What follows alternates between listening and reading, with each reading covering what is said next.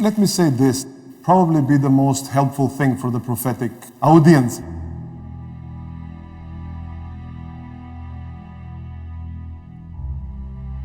Because, not that I am the expert, but I have some 25 years experience, so I guess that should count a little bit.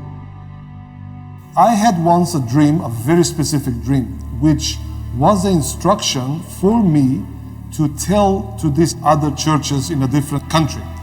Now, this is probably the most difficult part for me, where I should give an instruction for someone, and especially when it comes to giving. That is the worst part for me. If I get the instruction that I should tell to a person, but in this dream, I saw angels speaking, and I saw the amount of money, how much it was. It was so clear that there was no chance to miss it.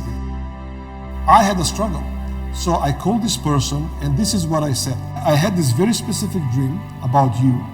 I'm going to tell you half of the dream, because right now I feel in my spirit I should only tell you the first half, and I will tell you later on the second half. Now, probably the person thought like the later on is later on in the conversation, but actually it took 1 year. This person will contact me and say, well, Zoran, what about the second part? And I would say, no, now it's not the time. And even myself, I would think like, now I should say. The Spirit will say, no. So for 1 year until one specific day, right now, it's the time. I threw everything around me, took my laptop, and I started to write the email, the second part of that prophetic dream. And I said, you should test this word, because this was an instructional dream. It's embarrassing for me. I don't like to do this because it was a big amount.